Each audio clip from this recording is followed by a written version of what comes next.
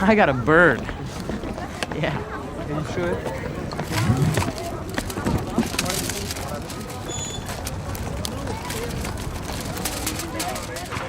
Show me how to use it.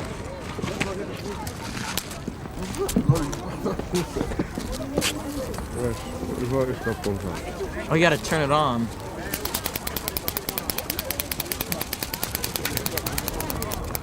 know what the naughty girls just asked me? Is he legend? Is he what? Is he legend? What is legend? Are you a legend? Oh, really? Yes. Yeah, I suppose I am.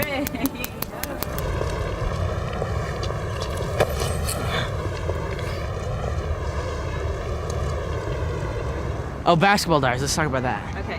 So, tell me who's in the movie and a little bit of what it's about. Lorraine Bracco plays my mother. Bruno Kirby plays my perverted basketball coach. I said Lorraine Bracco. Marky Mark plays my best friend. James Mario, Patrick McGraw, Michael Imperioli. Juliette Lewis has a cameo as a prostitute, heroin addict. And I believe that's it, and me. And what it's about? Yeah. It's about a guy, Jim Carroll. If you read the book, you know it's about, but I'll explain it. It's about a young guy who is on a basketball team, who's a writer and a poet, and he starts to get involved with heroin, and it starts to control him, and he gets kicked out of school, starts to live on the streets, and then he meets a young dog and falls in love with the dog, and they run away to Paris together, and that's why I'm here. This is the Paris scenes. No. Stop it, I can't use that. What I think of Paris, I think it's like New York, except that it's a lot older and a lot more beautiful than New York, but it sort of has the same sort of feeling to it. There's a lot of different cultures here and whatnot, and it's probably has the most culture of any city in the world, I think. And it's beautiful, basically, and I like the people here. I think they're cool. I'm not sure where we are exactly, but that right there is the Eiffel Tower, and it's sort of foggy. See the mist up top? And here are a bunch of golden statues, and I don't think they're real gold, but they'd get ripped off, and that's the goddess.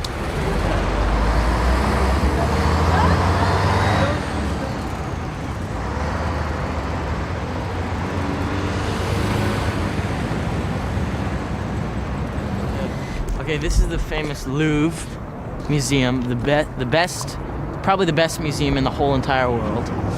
And here is home to the Mona Lisa, Venus de Milo, and millions of Egyptian artifacts and whatnot. And you know what I hear? This is confidential, but the Mona Lisa here isn't really the Mona Lisa. Supposedly some guys really stole it, and it's like a replica, because they have it like this behind this little thin piece of glass, and then I could have just gone in there and taken it home, put it under my jacket. Supposedly it's in some rich guy's living room, but I'll believe it just for the sake that, I have the same name as Da Vinci. I feel like Jim Carrey. I was gonna say, you remind me of Jim Carrey. And this is a gift from Egypt, brought here in 1601 by the ambassador Howling Tzuok. And he gave this to the Parisians, and it symbolizes fertility.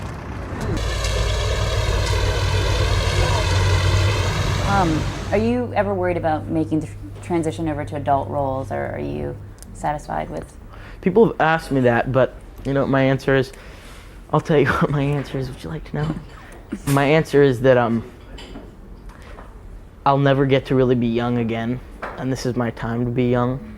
So if there's roles right now that fit me as a young person, I'm gonna do them, and not sort of rush into becoming the young adult.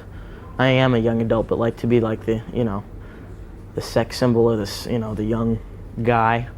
If I can do roles right now that are young, I'll never get a chance to do them again, and I plan on being around for a while, so I'll get to do all that stuff later in life. Are you scared of being the next heartthrob or the hunk of the month, or? No, I'm not scared of that. I don't think. I don't mind it.